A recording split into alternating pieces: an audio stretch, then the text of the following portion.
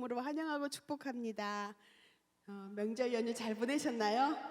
우리 주부로서 너무 고생 많으셨는데 우리 옆에 분하고 이렇게 인사 나눴으면 좋겠습니다. 정말 수고 많이 하셨습니다. 축복합니다. 네, 이 시간 우리 하나님 앞에 고백하며 찬양으로 나아갈까요? 우리 함께 박수 치면서 이 눈에 아무 증거가 안 되어도 이 눈에 아무 증거 아니 되어도 믿음만을 가지고서 즐거이며 이 귀에 아무 소리 아니 들려도 하나님의 약속 위에 서리라 걸어가세 믿음 위에 서리라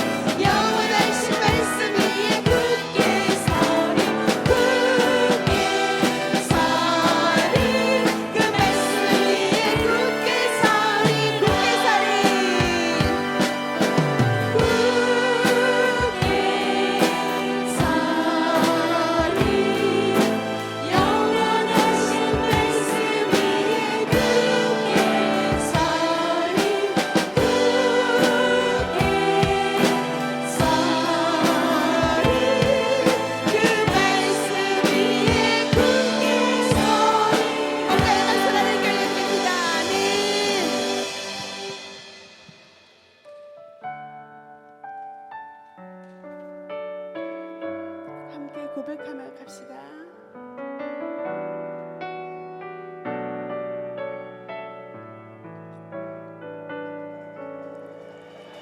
내게 소망 품은 당신은 주님 앞에서 바로 당신은 그의 편지로 이 땅에 보내신 주의 손과 작은 예수 천국의 소망 천국의 소망 품은 당신은 주님 앞에서 바로 당신은 그의 편지로 이 땅에 보내신 주의 손과 발 작은 예수 주님 앞에서 주님 앞에서 흠없는 경건은 고아와 과부를 위해 상 나누는 것 주 이름으로 사랑을 전할 때 아름다운 주의 나라 이뤄지네 아멘. 천국의 소망 천국의 소망 품은 당신은 주님 앞에서 바로 당신은 그의 편지로 그의 편지로 이 땅에 보내신 주의 손과 발 작은 예수 옆에 분들과 축복하고 우리의 손은 우리의 손이 예수님 우리의 얼굴 옆에 분 축복하면서 우리의 얼굴 바로 주님 얼굴 우리의 소유 모두 주님의 것 이웃을 위해 맡기셨 한 번 더 우리의 손은 우리의 손 멀리 있는 분들 향해서 예수님의 손 우리의 얼굴 바로 주님 얼굴 우리의 소유 모두 주님의 것 이웃을 위해 맡기셨네 주님 앞에서 주님 앞에서 흠없는 경건은 어려운 이웃을 위해 나누는 것 삶 나누는 것 주 이름으로 사랑을 전할 때 아름다운 주의 나라 이뤄지네 우리의 손은 우리의 손에 예수님의 손입니다. 우리의 얼굴 우리의 얼굴 바로 주님 얼굴 우리의 소유 모두 주님의 것 이웃을 위해 맡기셨네 이웃을 위해 이웃을 위해 맡기셨네 이웃을 위해 이웃을 위해 맡기셨네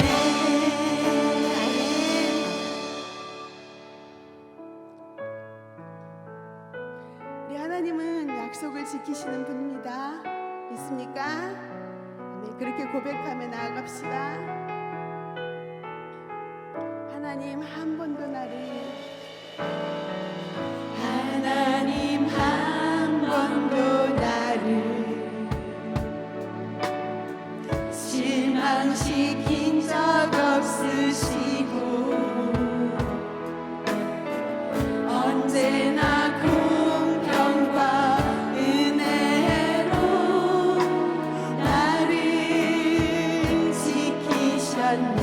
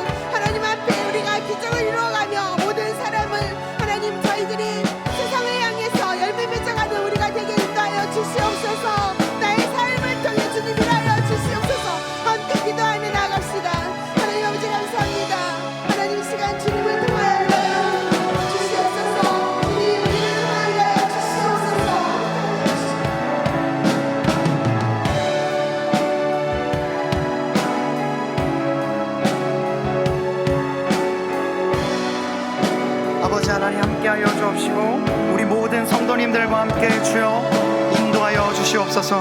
하나님의 말씀이 선포되는 이 현장 가운데 하나님 아버지께서 홀로 영광 받아 주옵시고 우리의 모든 기도에 응답하시는 하나님을 온전히 찬양하게 하여 주시옵소서. 사랑과 은혜가 많으신 하나님 아버지 감사합니다. 지난 긴 명절을 잘 보내게 하시고 다시 이 자리에 모여 하나님을 예배하게 하시니 감사합니다. 지난 모든 수고와 그리고 살아온 역사를 주님께서 귀히 여겨 주실 줄로 믿고 오늘도 신실한 하나님 한 분만 붙잡고 나아가는 우리 모든 동안의 권속들 될 수 있도록 인도하여 주시옵소서. 선포되는 말씀과 나누는 모든 내용 가운데 주님께서 함께하여 주셔서 주님 한 분만 높여드리는 귀한 시간 되게 하여 주시옵소서. 이 모든 간구 우리 구주 예수 그리스도의 이름으로 기도드리옵나이다. 아멘. 수요 낮 예배에 오신 여러분들을 주님의 이름으로 환영합니다. 옆에 계신 분과 자기 자신을 향하여서 평화 인사를 나누도록 하겠습니다. 주님의 평안을 기원합니다. 주님의 평안을 기원합니다. 네, 반갑습니다. 오늘 우리에게 주시는 하나님의 말씀은 누가복음 1장 1절에서 13절까지의 말씀입니다. 다 함께 일어나셔서 하나님의 말씀을 경청하시겠습니다. 우리 중에 이루어진 사실에 대하여 처음부터 목격자와 말씀의 일꾼된 자들이 전하여 준 그대로 내력을 저술하려고 붓을 든 사람이 많은지라. 그 모든 일을 근원부터 자세히 미루어 살핀 나도 데오빌로 각하에게 차례대로 써보내는 것이 좋은 줄 알았노니 이는 각하가 알고 있는 바를 더 확실하게 하려 함이로라. 유대왕 헤롯 때에 아비야 반열에 제사장 한 사람이 있었으니 이름은 사가랴요 그의 아내는 아론의 자손이니 이름은 엘리사벳이라. 이 두 사람이 하나님 앞에 의인이니 주의 모든 계명과 규례대로 흠이 없이 행하더라. 엘리사벳이 잉태를 못하므로 그들에게 자식이 없고 두 사람의 나이가 많더라.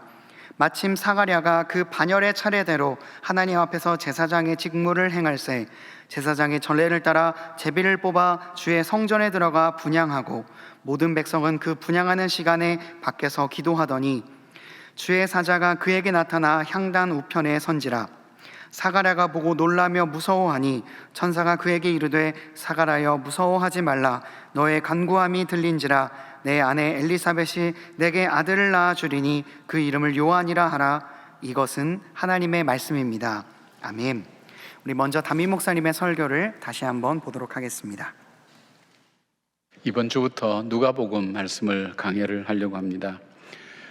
말씀드린 것처럼 우리가 믿음이라는 것이 뭘까 할 때 내가 이 믿음을 갖기 위해서는 두 가지 사실이 전제가 되어야 됩니다. 내가 믿음의 대상이 누군가를 알아야 됩니다. 내가 믿는 믿음의 대상, 우리가 믿는 믿음의 대상이 하나님이시죠. 하나님. 그 하나님은 그 당시에 수많은 이렇게 사람들이 불렀던 그런 하나님이 아니라 우리를 구원하시기 위해서 자기 아들 독생자를 이 땅에 보내셔서 십자가에 못 박아 죽게 하시고 그 피로 우리 죄를 사해 주시고 구원해 주신 바로 그 하나님, 예수 그리스도를 보내신 그 하나님을 믿는 겁니다. 그러면 이 하나님을 믿는데 뭘 믿는가? 믿음의 내용이 있어야 됩니다. 믿음의 내용 없이 덮어놓고 믿을 수는 없지 않습니까? 믿음의 내용이 있어야 됩니다. 그 믿음의 내용이 사도신경이라고 생각하시면 정확합니다. 믿음의 내용은 그러다. 근데 이 신앙이 힘이 있기 위해서는 두 가지 구성 요소가 나에게 다가와야 됩니다. 하나는 믿음의 객관성이라 그러죠. 객관적인 사실들을 우리가 알아야 됩니다. 내가 믿는 그 하나님의 역사하심, 여러 가지 객관성이죠. 알 수가 있죠. 다른 사람도 다 알 수 있는 거죠. 근데 이것과 동시에 믿음의 주관성이라는 것이 있습니다. 나에게 체험이 있어야 됩니다. 하나님은 살아계시는구나. 말씀하신 대로 역사하신 하나님이시구나 하는 것을 우리가 체험할 수 있어야 그 믿음이 힘이 있고 능력이 있고 고난을 이겨낼 만한 지혜를 얻게 됩니다. 오늘 이 복음서를 우리가 특별히 누가복음은 이 사람은 사도가 아닙니다. 누가는 사도가 아닙니다. 이방인 그리스도인입니다. 그리고 이 사람의 직업을 의사라고 그렇게 성경은 말씀하고 있습니다. 오늘 이 본문 보면 다 같이 헬라어로 기록되어 있는데 헬라어에는 두 가지 종류가 있습니다. 하나는 크레식이 있습니다. 이것은 학문적으로 쓰여지는 이 헬라어가 크레식이라고 얘기합니다. 또 하나 있다면 코인이라는 것이 있는데 코인에는 시장에서 사람들이 상인들이 일상생활을 통해서 대화하는 언어가 바로 이 코인입니다. 성경은 대부분 다 코인으로 기록되어 있습니다. 그러나 여기에 1절부터 4절까지의 내용은 바로 크레식 이 헬라어로 기록되어 있습니다. 그만큼 누가는 교육을 많이 받은 사람이다 라는 것을 볼 수 있습니다. 이 누가가 이렇게 하나님에 대해서 증거하기 위해서 그가 붓을 들었다고 그렇게 얘기하죠. 그러다 보니까 이 누가가 여러 가지 자료라든지 객관적인 사실들을 많이 수집하기 위해서 누가복음이 가장 방대합니다. 그리고 누가복음뿐 아니라 이 복음을 가지고 믿었던 사람들의 삶을 기록한 것이 사도행전입니다. 그러니까 사도행전과 누가복음이 같은 저자 누가가 기록됐죠. 그러다 보니까 이 말씀 속에 읽다 보면 여러분 연대라든지 누구 때라든지 객관적인 사실을 자주 연결지어서 이 복음서가 구속사적인 하나님이 우리를 구원하시기 위한 그런 관점으로 역사를 기록한 것도 되지만 그러나 누가는 더 객관적으로 보편성 있게 세상의 역사와 하나님의 역사, 그 세상의 역사까지도 주관하시는 분이 하나님이시라는 것을 학자의 관점을 가지고 분석하며 우리에게 전해주고 있는 것입니다. 자기가 이 누가복음을 쓴 목적이 뭐냐는 것을 2절, 3절에서 이렇게 말씀하고 있습니다. 그 모든 일을 근원부터 자세히 미루어 살핀 나도 데오빌로 각하에게 차례대로 써보내는 것이 좋은 줄 알았노니 이는 각하가 알고 있는 바를 더 확실하게 하려 함이로라. 그렇게 되어 있습니다. 여기에 그 모든 일을 근원부터 자세히 미루어 살핀 나도, 여기에 이 표현은 학자가 학문을 연구할 때 사용하는 표현입니다. 그러니까 자세히 살폈다는 거죠. 그리고 데오빌로 각하에게, 데오는 하나님, 이 빌로는 이 필로스, 이 사랑, 하나님을 사랑하는 사람. 그러니까 아마 데오빌로라는 사람이 하나님을 알긴 아는데 여기 보니까 각하가 알고 있는 바를 더 확실하게 하려 함이로다 하는 거 보니까 그가 가지고 있는 믿음을 더해주기 위한 그 목적을 가지고 이 말씀을 썼다는 것. 그래서 이 본문은 이 누가복음은 유대인을 위한 것도 아니요, 다른 어떤 지역에 있는 특별한 목적을 어떤 사람이 아니라 헬라인, 그러니까 유대인이 아닌 헬라인 이방인들에게 하나님의 복음이 무엇인가를 우리에게 전해주기 위한 거죠. 우리는 이방인이죠. 그러니까 어떤 의미에서는 우리를 향한 복음이다, 그렇게 받아들이시면 되고, 또 이 복음을 통해서 내가 확실하게 알지 못했던 바로 이 믿음을 굳건하게 세우는 계기가 되었으면 좋겠다, 그렇게 말씀합니다. 그러기 위해서 이 누가는 이 누가복음을 저 구약부터 연결해서 그 다음에 예수 그리스도가 오시기 전인 사도 요한, 그러니까 세례 요한부터 연결해서 쭉 그렇게 기록해 나갑니다. 그리고 그 당시 사회 문제도 많이 나오게 되고, 그 다음에 지명이나 여러 가지 시대적인 상황들을 잘 표현해 주는 글들을 통해서 이 헬라인으로 하여금, 그러니까 유대교가 아닌 다른 이방인들이 볼 때 정말 이 복음이 나의 복음이구나 하는 것을 갖게 하는 목적을 가지고 이 말씀이 쓰여졌습니다. 제일 먼저 소개하는 것은 이 세례 요한부터 시작하지만, 그러나 그것을 소개하면서 바로 이 누가는 하나님이 어떤 하나님인가 하는 것을 바로 이 데오빌로 각하에게 전하면서 오늘 우리에게도 우리가 믿는 하나님은 어떤 하나님인가 하는 것을 우리가 알리기 위한 목적을 가지고 있다는 것입니다. 여러분이 하나님 하면 아시는 것도 많죠. 우리 하나님 이런 분이다 저런 분이다 하지만 누가가 전하는 하나님은 어떤 분인가 하는 것을 살펴보면서 여러분이 누가복음 전체를 쭉 한번 읽어보시면 제가 말씀드린 개요에 대해서 많이 공감하시고 이런 부분이 있구나 하는 새로운 관점을 갖고 보게 되리라고 생각합니다. 자, 누가가 증거하는 하나님, 그 하나는 어떤 하나님일까 할 때 첫 번째 볼 수 있는 것은 침묵 가운데서도 역사하시는 하나님이시다는 것을 증거하기 위해서 말씀하고 있습니다. 세례요한은 구약 선지자 말라기 이후로부터 400년간 하나님께서 말씀하지 않았습니다. 말씀하지 않다가 세례요한이 비로소 하나님께로부터 받은 말씀을 전하기 시작했습니다. 그러니까 하나님 말씀이 없었던 이 400년, 이 시대를 암흑의 시대라고 얘기합니다. 이 암흑의 시대에 있던 것을 암시하는 그런 내용들이 이 본문에 나옵니다. 하나님께서 침묵하고 계실 때 우리가 살아가는 삶은 어떤 삶이 되는가 하는 것을 보여주고 있습니다. 5절에 나오는 유대 왕 헤롯 때라는 역사적인 그런 사실들을 여기에서 말씀하면서 그 시대 상황이 어떠했는가를 얘기하고 있습니다. 여러분 알다시피 말라기 이후에 이스라엘은 예수님이 탄생하시기까지 400년의 역사가 흐르는데 그 유대 땅은 끊임없이 강대국의 침략과 지배를 계속해서 받았습니다. 애굽, 아수르, 그리고 바벨론, 메데, 바사 왕국의 지배를 받았습니다. 그리고 역사에 등장하는 알렉산더 대왕이 마게도냐를 세워서 마게도냐 문화와 문명의 영향력 아래에 이 팔레스타인 지역이 들어 있었습니다. 그 후에 마카비 혁명을 통해서, 그러니까 유대족의 마카비 형제들이 반란을 일으켜서 정권을 잡아서 잠시 나라가 세워지는 것 같다가 이 BC 63년에 로마에 의해서 완전히 섬멸을 당하게 됩니다. 로마가 이 광대한 지역을 다스릴 수 없기 때문에 각 지역마다 왕을 세웠는데 그 당시 팔레스타인 지역을 다스리던 분봉왕이 바로 헤롯 왕이었습니다. 그런데 이 유대왕 헤롯 왕 때의 표현이라고 하는 것은 이스라엘 역사가 가장 암흑기에 머물러 있었을 때입니다. 왜냐하면 헤롯은 이둠의 출신인데 에돔 사람입니다. 에돔이라는 것은 에돔의 조상이 누굽니까? 에서 아닙니까? 에서는 야곱을 죽이려고, 동생 야곱을 죽이려고 계속해서 공격했던 사람 아닙니까?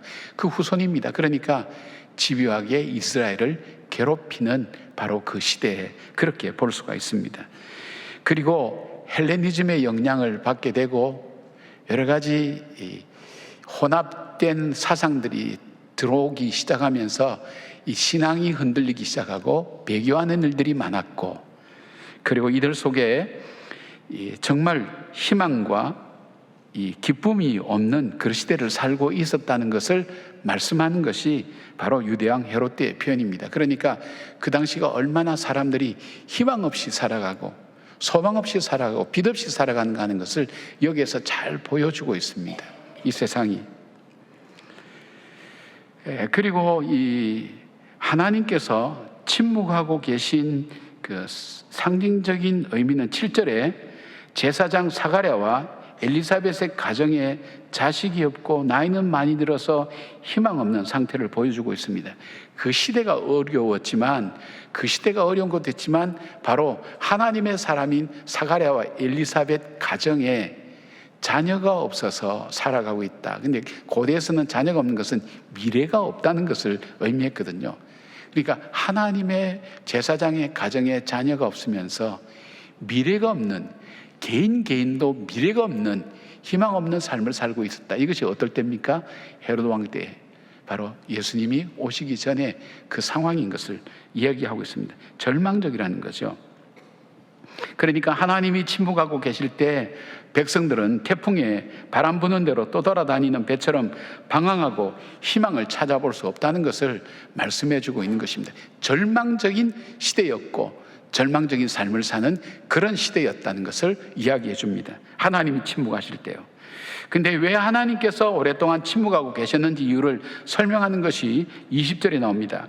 보라, 이 일이 되는 날까지 내가 말 못하는 자가 되어 능히 말을 못하리니 이는 내가 내 말을 믿지 아니함이거니와 때가 이르면 내 말이 이루어지리라 하더라. 쉽게 말씀드리면 여기에 제사장 사가랴가 제사장의 직무를 행할 때에 하나님의 천사가 나타나서 사가랴야, 너희 가정에 자녀를 선물로 주겠다고 말씀하시는데 사가랴의 대답이 그렇습니다. 자신은 잘 알지 못하겠습니다. 나는 나이가 많이 들고 내 아내도 늙었습니다. 이 말은 뭡니까? 불가능합니다. 믿지 않았어요. 그런데 그때 하나님께서 이 사가랴의 입을 닫아버렸습니다. 말을 못하게 만들었어요. 바로 이 사건은 하나님께서 왜 이 400년 동안 긴 침묵의 시간을 가졌느냐 하는 것을 우리에게 간접적으로 보여주고 있습니다. 바로 믿음이 없는 세대, 하나님을 믿지 않았던 그 세대에는 주님이 말씀하지 않으셨다는 것을 말씀하고 있습니다. 그러나 누가는 바로 이것이 하나님의 침묵이 방관이나 포기가 아니라는 것을 강조하고 있습니다. 하나님은 때를 기다리신다는 것입니다. 때가 이를 때에 하나님은 말씀하시고 나타내시는 것입니다. 인간의 조건과 상황과 환경에 따라서 좌우되는 것이 아니라 지금 이 시간이 하나님이 나타날 시간이다, 인간이 만든 상황이나 그것이 아니라 하나님 스스로 판단하실 때, 하나님 때가 되셨을 때 하나님 일하신다는 것입니다. 나타나신다는 것입니다. 저는 사사기를 읽다가 크게 위로받은 적이 있습니다. 삼손에 관한 내용입니다. 삼손이 드릴라의 유혹으로 블레셋에 잡혀서 그의 눈이 뽑혔습니다. 놋줄로 묶여서 꼼짝하지 못하고 감옥에서 맷돌 돌리는 등 험악하고 절망적인 일, 현실에 대한 이야기를 사사기는 우리에게 전해줍니다. 그런데 처참한 지경의 일은 그것만 얘기하는 것이 아니라 그 뒤에 나오는 말씀이 있습니다. 사사기 16장 22절을 보니까 이렇게 말씀합니다. 그의 머리털이 밀린 후에 다시 자라기 시작하니라. 삼손의 힘의 상징인 이 머리털이 그가 감옥에 있어도 눈이 뽑혀도 맷돌을 돌려도 희망이 없어도 그 머리는 자라고 있다는 건 뭘 암시하고 있나요? 하나님께서 계속 역사하고 계셨다는 것. 그래서 삼손이 그 뒤에 한 일은 그가 생전에 수없이 많은 일을 했던 것보다 훨씬 더 많은 일을 할 수 있도록 하나님께서 삼손을 사용하신 것을 보게 됩니다. 사랑하는 여러분, 하나님은 알고 계십니다.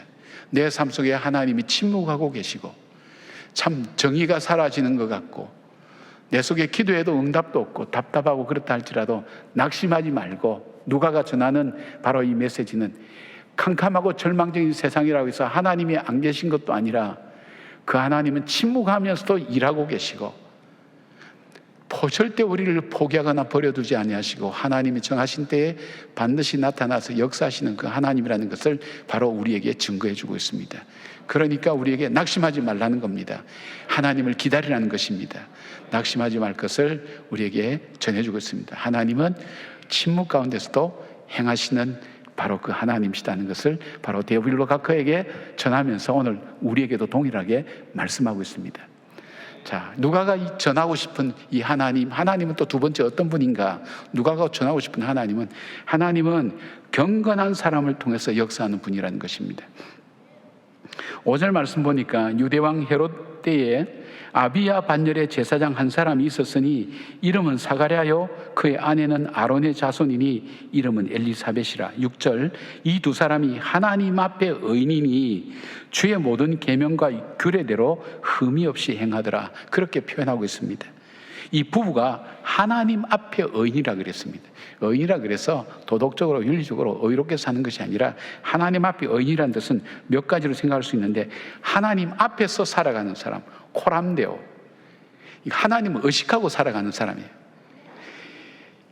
이 눈에 아무 증거 아니 보여도 이게 아무 소리 아니 들려도 하나님이 지금 나와 함께 계시고 보고 계신다. 요셉이 그래 살았죠. 이렇게 살아가는 삶, 하나님을 의식하며 살아가는 사람, 하나님 앞에 이 의로운 사람이라, 의인이라, 이런 표현이죠. 그 다음에 무엇입니까? 어떤 상황 속에서도 하나님은 약속하신 것을 반드시 이루어 주신다는 것을 믿고 살아가는 사람이란 뜻입니다. 하나님은 결단코 포기하지 않는다. 본인이 약속한 것을 반드시 이루시는 하나님이다. 그 증거가 안 보이고 흔적도 안 보이고 낌새도 안 보여도 하나님은 자기가 정한 때에 분명히 하신 분이라는 것을 믿고 살아가는 사람. 그래서 오늘 내 삶이 어떻게 돼 있죠? 오늘 내 삶에 어떤 환경이 주어져도 성실하고 묵묵히 믿음으로 살아내는 사람, 바로 그 사람이 하나님 앞에 보시기에 믿음의 사람이다. 그렇게 말씀하고 있습니다. 당시의 역사가 요세푸스에 의하면 제사장 수가 2만 명에서 2만 5천 명이라고 했습니다. 24반차를 따라서 순서를 정해서 매일 봉사하는 제사장이 결정되는데, 그 2만 명이나 2만 5천 명 되는 그 제사장 중에서 콕 집어서 그 한 사람, 그렇게 얘기합니다. 여기 보니까 5절에 보니까 한 사람, 그리고 그 사람 이름을 사가랴라 하고 아내도 엘리사벳인데 의인이라고 그렇게 말씀합니다. 말씀드린 것처럼 이 눈에 아무 증거 아니 보여도, 이 귀에 아무 소리 아니 들려도 믿음만으로 걸어가는 것이 얼마나 어려운가 하는 것을 우리는 잘 압니다.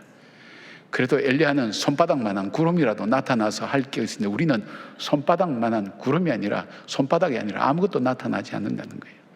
그런데도 불구하고 하나님이 살아계시고, 하나님 나를 보고 계시고, 하나님은 정하신 것, 약속한 것을 반드시 이루신다는 그 믿음 갖고 살아가기가 참 어렵다는 거예요. 그러나 그렇게 살아가는 사람, 바로 이 사람을 하나님은 사가랴와 엘리사벳이라고 그렇게 성경은 기록하고 있습니다. 그 다음에 이 사람이 경건한 삶을 사는 것을 보면 주의 모든 계명과 규례대로 흠이 없이 행하더라, 그렇게 되어 있습니다. 모든 계명과 규례는 어떤 뜻입니까? 하나님 말씀을 자기 삶의 기준으로 정해서 사는 사람 말합니다. 물론 여기서 사가랴는 자기가 제사장으로서 가서 백성들에게 하나님 말씀을 가르치고 해석해주고 제사 업무를 담당하는 그 성실하게 살아가는 것이지만은, 그러나 그가 아무도 보지 않는 데서도 하나님의 계명을 따라서 사는 사람, 그러니까 자기 인생의 기준을 하나님 말씀에 두고 무엇을 판단하고 그리고 선택하는 사람이 바로 사가랴와 엘리사벳, 경건한 사람이라는 것입니다. 그 다음에 또 하나 이 사람이 볼 수 있는 것은 뭐냐면 13절 보니까 그는 기도하는 삶을 살았어요. 기도하는 삶. 13절에 이렇게 말씀합니다. 천사가 그에게 이르되 사가랴여 무서워하지 말라. 너의 간구함이 들린지라. 내 아내 엘리사벳이 내게 아들을 낳아 주리니 그 이름을 요한이라 하라. 뭐라 그랬어요? 너의 간구함이 들렸다는 거니까 뭐라는 얘기예요? 사가랴와 엘리사가 둘이 하나님 우리 가정에 자녀를 주십시오 하는 기도를 평소에 하고 있었다는 거예요. 근데 이게 가능한 얘기입니까? 자기가 기도해놓고도 못 믿어. 천사가 얘기하니까 난 잘 모르겠다고. 우리는 나이가 많아서 It's impossible, 불가능하다. 불가능하다. 그렇게 생각하는 사람이에요. 그렇잖아요. 이것은 우리가 더듬어보면 400년 동안 하나님이 아무 말씀 안 하셨어. 아무런 움직임도 없어, 응답도 없어. 내 삶에 지금 살면서 내가 하나님 살아계신 거 꿈이라도 한번 봤으면 좋겠다는 분이 있을 거예요. 근데 아무것도 없어. 그냥 그러다 보니까 신앙의 회의가 들잖아요. 근데 이분들은 불가능한 줄 알지만 그들이 계속 기도할 수 있는 것은 그들은 하나님을 포기하지 않은 거예요. 일이 되고 안 되고의 문제가 아니고 능히 하실 그 하나님을 포기하지 않는 거예요. 여러분, 하나님께서 어떤 사람을 통해서 일을 하실까요? 아무나 붙들고 얘기할 수 있겠죠. 또 일을 시킬 수 있겠죠. 그러나 여러분이 회사에 오너라면 누구를 붙잡아서 가장 중요한 일을 시키겠습니까? 사람마다 다 기준이 있을 거예요. 하나님의 기준은 경건한 사람, 하나님 말씀을 믿고 포기하지 않고 낙심하지 않고 묵묵히 오늘 삶의 현장에서 믿음으로 살아내는 사람. 이 눈에 아무것도 안 보여도 이 귀에 아무것도 안 들려도 그분을 통해서 일하신다. 근데 그런 내용들이 이제 누가복음서에 계속 나와요. 그걸 증거로 계속 제시하고 있어요. 바로 그들에게 그 복음이 전해질 때 하나님께서 어떻게 그들을 역사하셨는가. 그래서 믿음의 문제를 누가복음은 많이 다루고 있어요. 그리고 기도에 대한 부분도 많이 다루고 있어요. 기도에 대한 부분을 가장 많이 다루는 데가 누가복음이에요. 이 과학자가 기도에 대해서 얼마나 많이 다루고 있는가 하는 것을 보면 바로 이 말씀을 우리에게 보여주고 있는 거예요. 그러니까 여러분에게 어떻게 해요? 힘들고 어려워도 믿음으로 살아내라. 헤로드 왕 때와 같은 곳이라 할지라도, 때라 할지라도 거기에 흔들리지 말고 재미를 따라가지 말고 유익을 따라가지 말고 의미를 따라가지 말고 옳고 그름 따라가는 게 아니라 말씀을 따라서 주의 말씀이 내 발의 등이요 내 길에 빛이 되는 삶을 살아가는 것을 오늘 우리에게 말씀하고 있는 겁니다. 아멘이십니까? 아멘. 예. 그럼 세 번째 누가가 말씀하고 있는 그 하나님은 어떤 하나님인가? 하나님은 언약하신 대로 반드시 이루시는 분이라는 것을 말씀하고 있습니다. 암울한 역사의 현실 속에서 400년 동안 하나님은 침묵하셔서 마치 모든 것 끝나버린 것 같아도 약속하신 대로 새로운 구원의 역사를 하나님은 잊지 않고 계셨다는 것을 보여주고 있습니다. 우리의 죄와 허물 때문에 분노하시고 때로는 징계하기도 하시고 교훈하시기도 하지만 탕자를 기다리는 아버지처럼 아들은 허랑방탕할 때 그 그 아들을 기다리는 그 아버지의 마음처럼 침묵하지만 아픔을 가지고 기다리고 있고, 하나님의 때를 하나님은 계획하시면서 포기치 않고 정말 끝까지. 여러분 그렇잖아요. 자녀를 가끔 볼 때 그런 생각 들 때가 안 들지 모르겠어요. 또 남편을 볼 때도 그런 생각, 또 아내를 볼 때도 그런 생각 들지 모르겠어요. 아이고, 이게 시장에 갖다 팔 수 있으면 차라리 10,000원 붙여가지고 같이 팔 건데, 뭐 그런 생각할 때도 있잖아요. 우리 하나님께서 우리 보실 때 어떻게 할까요? 벌써 포기하셨을 것 같아요. 저는 제 자신을 보면 계속 의심하고, 주님이 일을 한다면서도 제 계산대로 하고 제 방법대로 하는 저 자신을 바라보면 어떻게 뭐 하나 도로 붙여서라도 팔고 싶다는 마음이 스스로 들 것 같아요. 하나님이 저를 포기하셨을 것 같아요. 그러나 하나님은 포기하지 않는 하나님이라는 것을 보여주는 거예요. 한번 말씀드렸잖아요. 제가 우리가 지난 세기에 이 기독교 역사상 가장 귀한 선물로 주신 C.S. 루이스라는 존 스타트 목사님, 그 목사님은 그런 얘기 하잖아요. 내가 그리스도인이 된 것은 내가 믿음의 나라에 태어났고 믿음의 가족들에게 있었고, 그 다음에 믿음을 가르치는 학교에 있었고, 그리고 믿음의 선생님을 만나서 나는 그리스도인이 된 것이 아니라 천국의 사냥개 때문이라고. 하나님, 결코 포기하지 않는 그 하나님 때문이라고 그렇게 고백하고 있어요. 마찬가지죠. 하나님은 언약하신 대로 이루신다는 것을 보게 됩니다. 1절에 보면 우리 중에 이루어진 사실에 관하여라고 이렇게 말씀하는데, 이것은 뭐냐면 하나님께서 약속하시고 말씀하신 예수 그리스도의 오심이 어떻게 이루어졌는지라는 사실에 대해서 말씀드리겠다는 거예요. 예수 그리스도의 오심은 어느 날 갑자기 발생한 것이 아니라 하나님의 언약이 성취되어서 그리스도께서 이 땅에 오셨다는 것을 증거하는 겁니다. 어제 오늘 일이 아니라 오래전에 하나님이 약속해 주신 것이 이제 나타난다는 것입니다. 누가복음은 바로 하나님은 언약하신 대로 예수 그리스도를 이 땅에 보내셨다는 것을 증거하고 있습니다. 이것을 증거하기 위해서 누가는 예수 그리스도의 오심을 구약의 마지막 책인 말라기의 예언과 연결시킵니다. 말라기 4장 5절 6절 보니까 보라, 여호와의 크고 두려운 날이 이르기 전에 내가 선지자 엘리야를 너에게 보내리니 그가 아버지의 마음을 자녀에게도 돌이키게 하고 자녀들의 마음을 그들의 아버지에게로 돌이키게 하리라. 돌이키지 아니하면 두렵건대 내가 와서 저주로 그 땅을 칠까 하노라 하시니라. 이 말씀을 누가복음 1장 16절 17절에 가브리엘 천사를 통해서 사가랴에게 전해진 말씀과 동일합니다. 이스라엘 자손을 주 곧 그들의 하나님께로 많이 돌아오게 하겠습니다. 그가 또 엘리야의 심령과 능력으로 주 앞에 먼저 와서 아버지의 마음을 자식에게 거스리는 자를 의인의 슬기에 돌아오게 하고 주를 위하여 세운 백성을 준비하리라. 여기 엘리야는 비유적 표현이죠. 엘리야의 심령과 능력을 가진 자가 먼저 와서 예수 그리스도의 오심을 준비하겠다는 거예요. 그러니까 세례 요한이 온 것은 하나님의 언약의 약속을 따라왔고, 그 약속은 바로 하나님께서 이 세상을 구원할 구원자 예수 그리스도를 보내시겠다는 것이 하나님의 계획과 섭리 속에 이미 계획되어서 이루어진 일이라는 것을 말씀하고 있는 겁니다. 결론은 이 세례 요한의 탄생이 약속대로 이루어진 것처럼 언약하신 대로 예수 그리스도를 보내셔서 구원을 이루시는 하나님이라는 걸 말씀하는 겁니다. 세례 요한의 아버지 사가랴의 이름의 뜻은 하나님은 기억하신다라는 뜻이고, 어머니 엘리사벳의 뜻은 내 하나님은 맹세하시는 하나님이시다.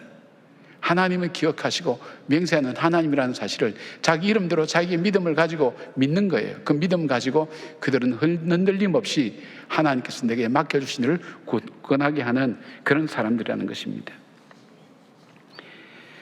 이동호 목사님 누가복음 강해를 보니까 소개된 이야기가 있는데, 이게 주로 뭐 창조적으로 해야 되지만 저보다 훨씬 더 잘 내용을 소개할 수 있는 분이 있으면 그대로 이제 좀 제가 소개를 하겠습니다.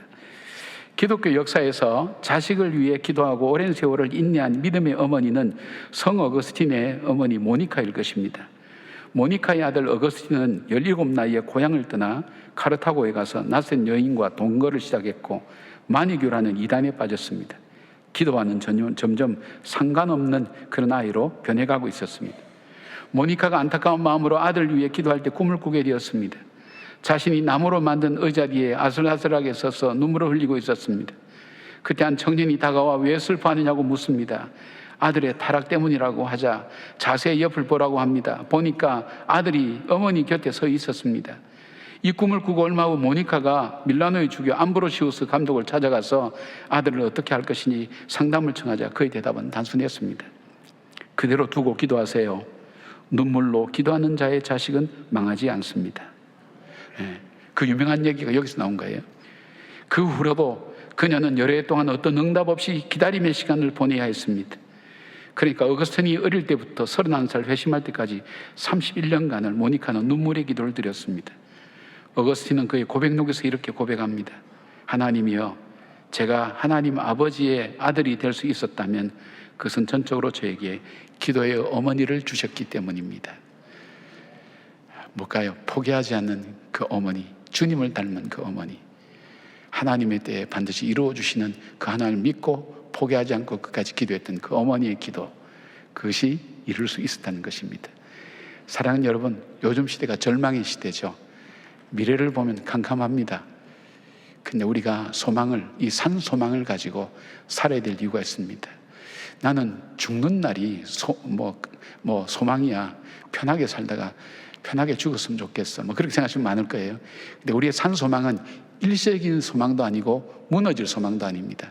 이 산 소망을 가지고 살아야 될 이유를 오늘 누가가 우리에게 얘기하는 거예요. 왜냐? 그 하나님은 침묵 가운데도 일하시는 분이시고, 그 하나님은 바로 자기를 믿는 사람을 통해서 일을 하실 뿐 아니라 그 하나님은 성실하게 살아가는 그들을 귀하게 보시고 그들을 통해서 일을 이루어 가실 뿐 아니라 언약하신 대로 이루신 그 하나님 바로 나의 하나님이다. 그것을 고백하며 우리에게 알려주고 있습니다. 하나님이 하나님을 우리도 믿고 있습니다. 그 하나님을 고백하는 그 믿음 가지고 캄캄하고 어두운 시대에 살고 있지만 믿음 생활하면서 믿음으로 지켜내면서 하나님 중심으로 살아가는 저와 여러분 되기를 주님 이름으로 축복합니다. 아멘. 기도하겠습니다. 말씀 들었습니다. 말씀이 내 기준이 되게 하시고 내 삶이 되게 하시고, 주님, 우리는 증거가 없이는 참 연약한 믿음을 가지고 흔들릴 수밖에 없사오니 주님, 저에게 손바닥만한 하나님 증거라도 좋으니 보내주셔서 우리 믿음이 연약해지지 않도록 저희들을 붙들어 주시옵소서. 믿음으로 살아가는 우리 성도들 한 사람 한 사람이 거룩한 영향력을 가지고 하나님 주의 영광 드러내며 주님을 증거하는, 주님께서 이 시대에 맡겨주신 하나님의 사람으로 살아갈 수 있도록 도와주시옵소서. 예수님의 이름으로 기도드리옵나이다. 아멘. 네, 명절 잘 보내셨나요? 옆에 계신 분께 다시 한번 이렇게 인사해 보겠습니다. 수고 많으셨습니다. 수고 많으셨습니다. 수고 많으셨습니다. 네. 오랜만에 담임 목사님의 설교를 또 같이 함께 들으니까 또 은혜가 더 큰 것 같습니다.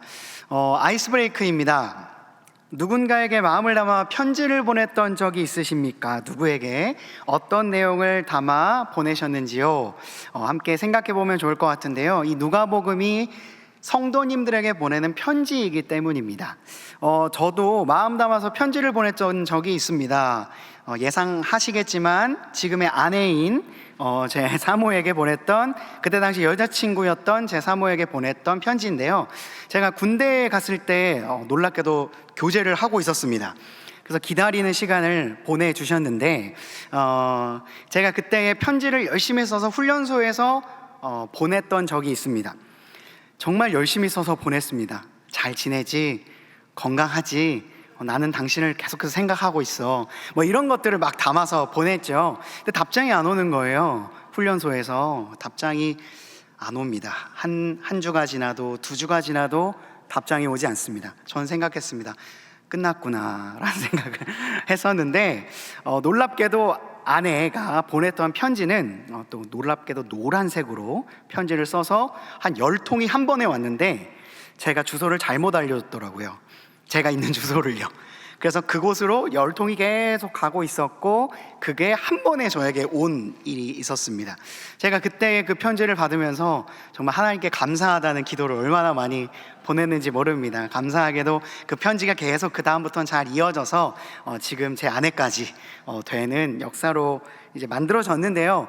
정말로 누군가에게 편지를 쓴다는 건 그 사람을 향한 간절한 그리움과 그리고 그 사람이 이 내용을 꼭 받았으면 좋겠다라고 하는 그 바람이 다 담겨 있을 것입니다.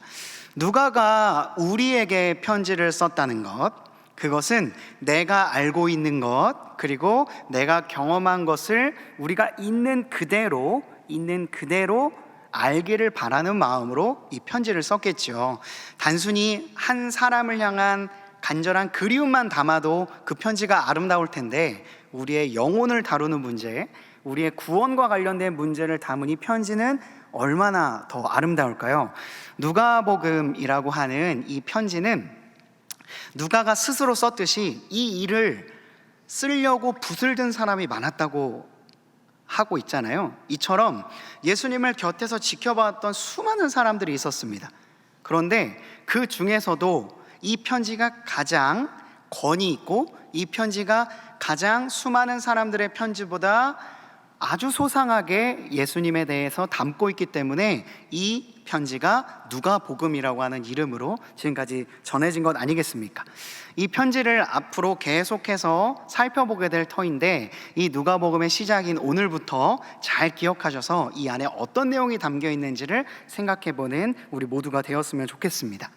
누가는요, 이방인 그리스도인인 동시에 의사, 역사가였습니다. 그래서 그는 다른 복음서와는 다르게 세상의 역사와 복음의 역사가 어떻게 연관되어 있는지를 쓰려고 했습니다. 그 중에 그의 역사가로서의 면모가 잘 드러난 대목이 예수님의 어린 시절을 담고 있는 대목입니다. 앞으로 아마 살펴보시게 될 터인데, 예수님의 어린 시절을 기록한 복음서는 누가복음이 유일합니다.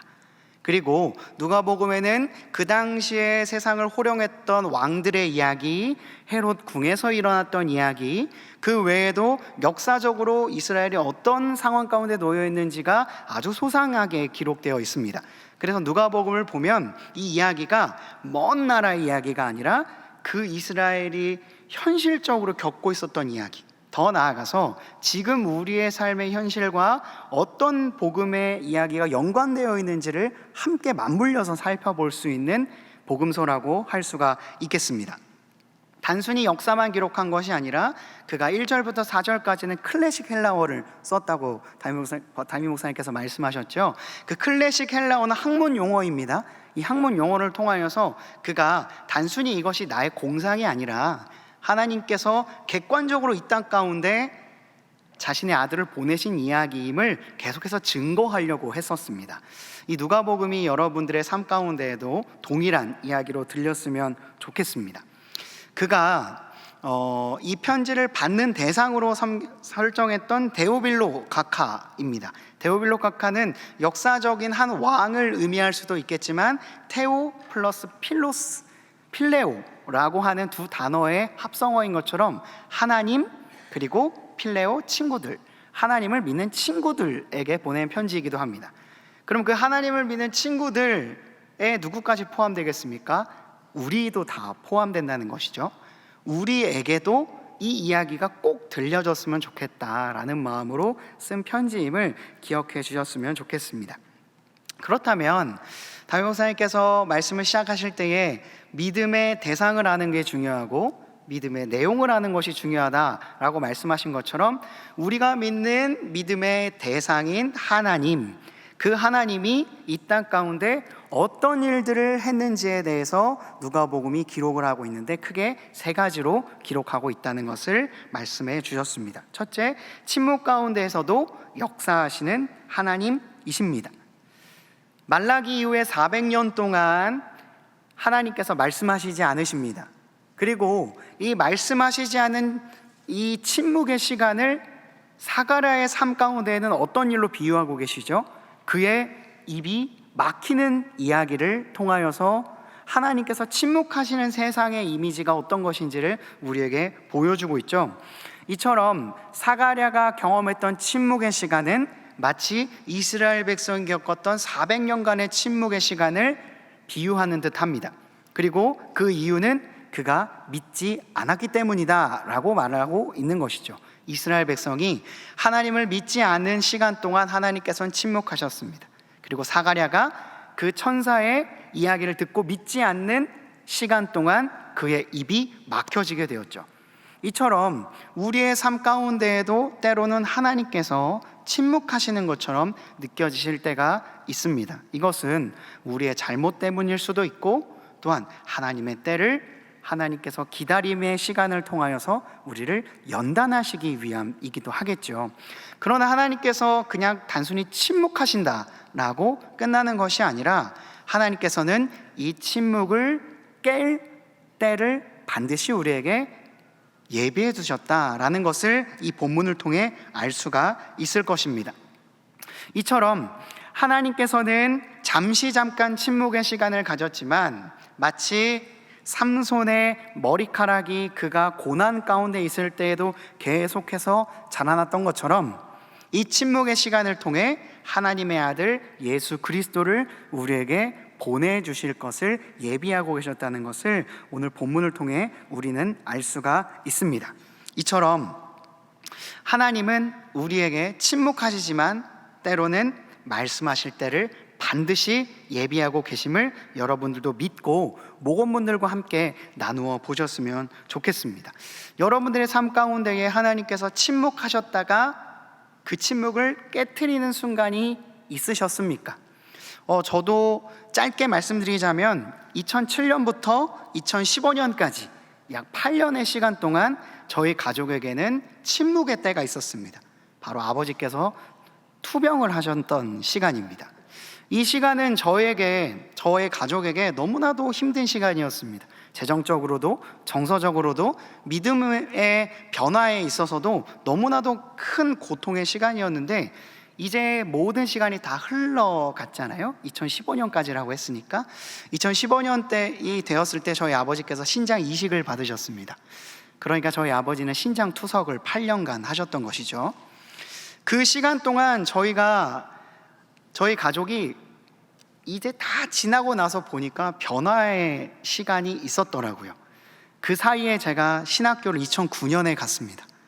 그리고 저희 누나도 다시 믿음을 찾고 유학생활 가운데 하나님을 찾게 되었고, 저희 부모님도 교회를 그때 다니기 시작하셨습니다. 2015년이 돼서 온 가족이 다 모여서 그때를 회상해 보니까 그때 당시에는 길이 보이지 않고 하나님의 말씀이 들리지 않는 침묵의 시간을 보냈지만 하나님께서는 이 시간 동안 우리 가족을 계속해서 연단해 오셨구나 라고 하는 고백을 할 수가 있었습니다. 참 여러분들의 삶 가운데에도 여전히 그때가 오지 않아서 침묵하는 듯한, 하나님께서 아무 말씀도 하시지 않는 듯한 느낌이 드는 순간이 있을지 모르겠습니다.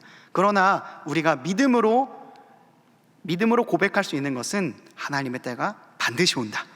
그때를 우리의 목원들과 함께 바라며 기도하는 시간이 되었으면 좋겠습니다.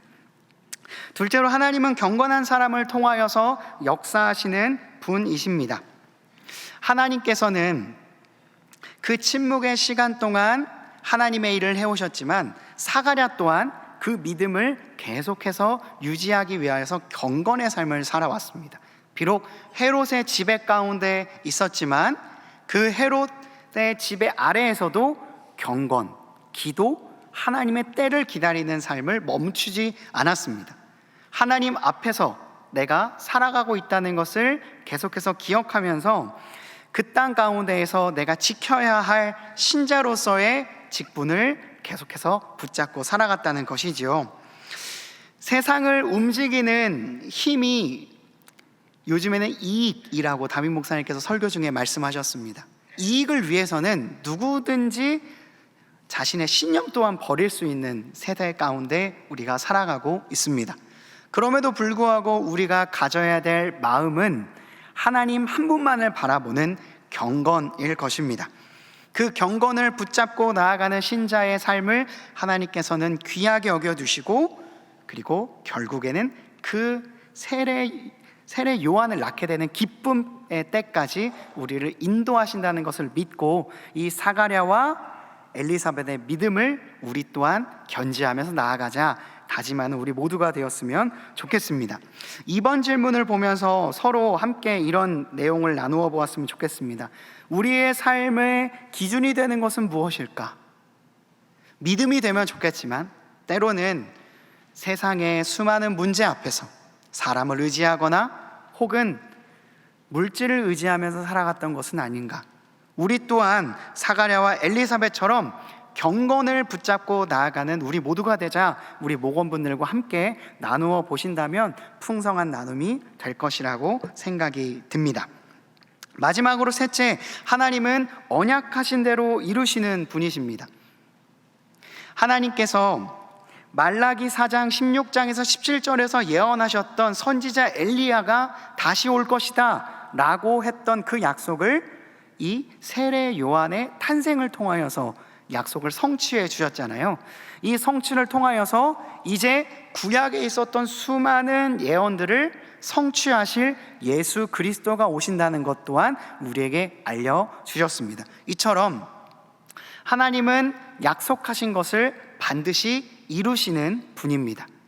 사가랴의 이름의 뜻이 기억하신다라는 말을 담임목사님께서 하셨는데요, 그 사가랴의 원어가 자카르입니다. 자카르라고 하는 단어가 기억하다라고 하는 단어인 것처럼 하나님께서는 우리의 삶의 수많은 문제들 가운데서도 자신이 한 약속을 반드시 기억하시고 성취하시는 분이십니다. 이처럼 우리의 삶 가운데에도 수많은 어려움들이 있겠지만 하나님께서는 반드시 그 약속을 이루시는 분임을 오늘 본문 말씀을 통하여서 우리 목원분들과 함께 나누어 주셨으면 좋겠습니다. 얼마 전 부부마을 목장 모임에서 한 성도님께서 이런 고백을 저에게 해주신 적이 있습니다. 10년 전에 한 공동체 가운데에서 기도 제목을 나눴던 일이 있다고 합니다. 근데 그때 들었을 때 속으로 이런 생각을 했답니다. 와, 저게 어떻게 해결될까? 정말 저분들의 기도 제목들은 쉽게 해결되지 않겠다. 본인이 들어도 그런 생각이 들었답니다. 그런데 먼 훗날을 지나서 10년 정도 되었을 때 그들을 다시 만나게 되는 일이 있었답니다. 그런데 놀랍게도 그 기도 제목이 다 선하게 해결되는 것을 직접 보게 되었다는 것이죠. 그걸 통해서 내가 믿음이 참 없었구나, 그리고 하나님께서는 이 약속을 반드시 지키시는 분이구나 라는 것을 깨달을 수 있었다고 고백해 주었습니다. 사랑하는 우리 모든 목자 여러분, 여러분들의 목원들과 함께 기도 제목을 나눌 때에 그 기도 제목이 지금의 나의 삶으로 보았을 때에는 전혀 해결되지 않는 것처럼 보일지 모르겠습니다.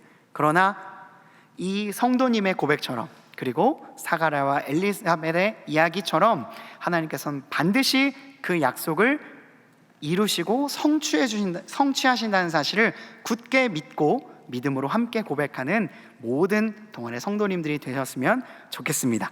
그 믿음으로 힘차게 목장 모임 이끌어가는 여러분들이 되시기를 간절히 바랍니다. 네, 우리 한기성 목사님 나오셔서 광고해 주시겠습니다.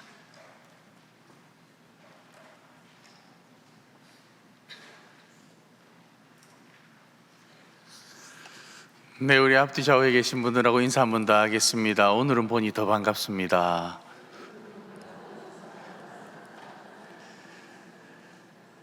예, 명절은 잘 새고 오셨습니까? 10월의 말씀 우리 같이 한번 선포하면 좋을 것 같습니다. 예레미야 29장 11절 말씀입니다. 우리 10월의 말씀 같이 한번 선포하겠습니다. 시작. 여호와의 말씀이니라. 너희를 향한 나의 생각을 내가 아닌 평안이요 재앙이 아니니라. 너희에게 미래와 희망을 주는 것이니라. 아멘. 10월 한 달도 우리 이 말씀 붙들고 승리하며 살아가기를 소망합니다. 하반기 행복 모임 계속 진행되고 있습니다. 벌써 8주차입니다. 이제 10주차가 되면은 행복 나눔 축제, 저희가 이제 행복 나눔 축제 준비하고 있습니다. 10월 22일 저녁 예배에 세례 입교 예식이 있습니다. 오늘까지, 가능하면 오늘까지 꼭 신청해 주시기 바랍니다. 그래서 세례 입교 예식을 신청하신 분들에게 제가 오늘 전체적으로 메시지를 보내려고 합니다. 교육은 어떻게 하고 뭐 이런 다양한 광고들이나 이런 것들을 보내드리려고 하니까요, 여러분 오늘까지 꼭 신청할 수 있도록 우리 목사님들이 꼭 챙겨주시면 감사를 드리겠습니다. 교육훈련 계속 진행되고 있습니다. 결혼 예비학교, 양육반, 중보기도학교 진행되고 있고요. 준비 모집을 하고 있습니다. 여러분 뭐 계속 강조해도 부족한데요. 계속 신청해 주시고, 또 목장 식구들 가운데 아직 양육반이라든지 중보기도학교라든지 아직 수료하지 못하신 분이 계시다면 꼭 말씀해 주시고, 또 추천해 주셔서 목사님들께 추천해 주셔서 이번에 함께 섬길 수 있도록 부탁을 드리겠습니다. 바나바 섬김학교 모집 중인데요, 이번 주까지 모집을 하게 되는데, 오늘 이 수요 예배 끝나고 난 다음에 우리가 식사하러 내려가지 않습니까? 요 수요팀이 부족합니다. 그래서 다음 주부터 식사를 못 할 수도 있어요. 이게 웃을 일이 아닌데 웃으시네. 그 바나바 섬김학교 다른 팀은 거의 모집이 다 되었습니다. 이제 수요팀이 많이 부족합니다. 여러분 생각하는 그 이상으로 부족하기 때문에 수요팀에 꼭 신청해 주십시오. 오늘 저희 마을에도 보니까 요 모임이 딱 끝나면 바로 내려가는 분들이 2분 계시더라고요. 그 수요팀이더라고요. 보니까 수요팀 부족하니까 여러분 꼭 신청해 주셔서 바나바 섬김학교가 좀 이렇게 은혜 가운데 잘 진행될 수 있도록 함께 해주시면 감사를 드리겠습니다. 하반기 사역 계속 진행됩니다. 행복나눔 축제 10월 15일 진태현, 박시은 부부를 모시고 간증을 또 들으려고 합니다. 이 두 부부가 또 간증이 있지 않습니까? 대충 아시죠? 잘 모르십니까? 아시죠? 예, 맞습니다. 요즘 너무 유명해가지고 이 두 부부가 이번에 함께 오시게 되었고요. 가을 영성 집회를 준비하고 있습니다. 10월 19, 20, 21 사흘 동안 진행되는데, 주한 장로교회 주승중 목사님 모시고 주님의 뜻을 이루소서라는 주제를 가지고 가을 영성 집회 준비하고 있습니다. 그리고 그 다음 날 추수감사 주일입니다. 그리고 이어서 추수감사 특별 새벽기도회 진행됩니다. 다시 기본으로 돌아가라, 다시 기본으로 돌아가라라는 주제를 가지고 담임 목사님과 또 우리 원로 목사님 6분을 모시고 특별 새벽기도회 진행을 준비하고 있습니다. 그리고 이제 성탄절이 다가옵니다. 1년이 거의 다 가버렸습니다. 요거 이제 추수감사 특세하고 나면은 이제 곧 성탄절이 옵니다. 그래서 저희가 작년 기억나십니까? 여기 베들레헴 스트리트, BST 맞죠? BTS입니까? BST. 이번에는 점등식을 11월 1일 날 하려고 합니다.